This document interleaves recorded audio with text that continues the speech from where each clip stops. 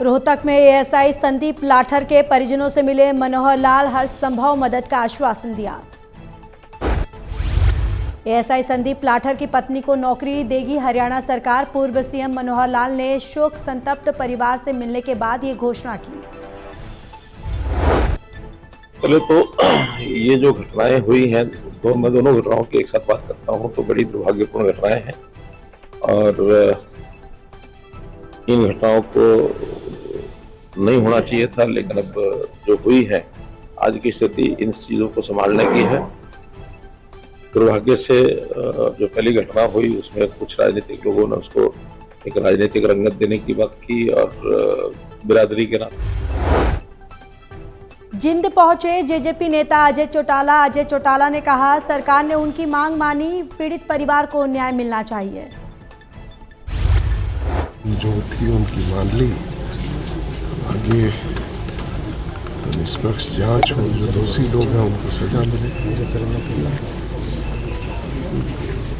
परिवार ने जब इस बात को माना है तो सरकार के आश्वासन पे ही माना है, अब आगे तो काम।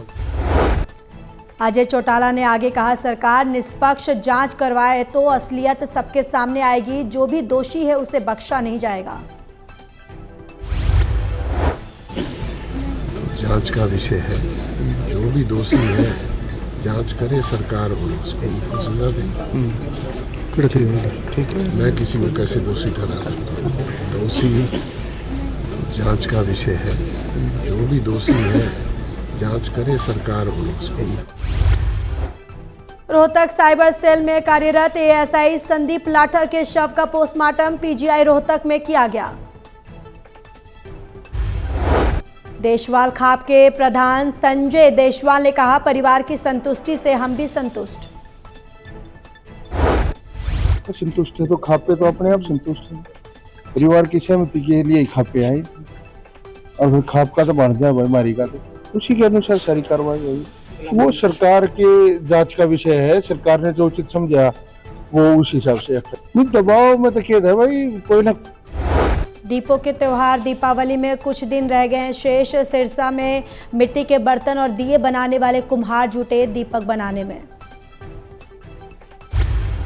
कर रही है, जब से अपने वो संभाले मिट्टी का शुरू से ही काम चल रहा है। हमारे पिताजी कराया करते ये काम और आगे हम करने लग गए, और पहले की बजाय अब महंगाई ज़्यादा होगी, उतना रेट है।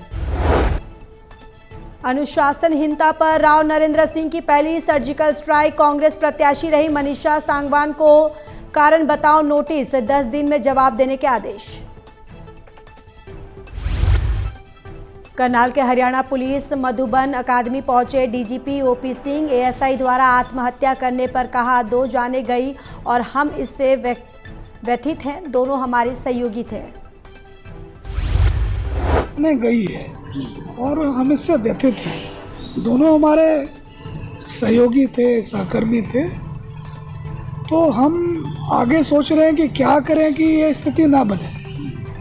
तो एक बात पर हम बहुत गंभीरता से विचार कर रहे हैं, जो ऑफिसर हरियाणा के किसान नहीं जला रहे पराली। करनाल में पराली नष्ट करने के लिए अपना रहे हैं तरीके। हम इस तकनीक से कटवा रहे हैं, एसएमएस तकनीक है जो मशीन के पीछे लगा हुआ है, आपने देखा ये ब्रीक करके डाल रहा है इसको, बिल्कुल पीस के माल को, इसको कल्टीवेटर से शाम को ही गुड़वा देंगे। करनाल के कृषि उप निदेशक डॉक्टर वजीर सिंह ने कहा करनाल में अब तक 60% धान की कटाई हुई, जिसमें 40% पराली का प्रबंधन किया गया। 60% पैडी की हार्वेस्टिंग हो चुकी है और इसमें 40% जो पैडी स्टबल्स को मैनेज किया जा चुका है। तो इस संदर्भ में विभाग द्वारा सिरसा में डेंगू का डंक जारी। सिरसा में बढ़ रहे डेंगू के मरीज, हेल्थ डिपार्टमेंट ने जारी की एडवाइजरी। अभी तक हमारे पास पूरे वर्ष में 154 केस आए हैं, जिनमें 142 केस ठीक होकर अपने घर जा चुके हैं। 12 केस अभी भी एडमिट हैं गवर्नमेंट और प्राइवेट हॉस्पिटल्स में। हमारे जो रेवाड़ी में तेंदुए की सूचना पर मचा हड़कंप। सीसीटीवी में नजर आया तेंदुआ। गुरुग्राम से वन विभाग की रेस्क्यू टीम मौके पर पहुंची।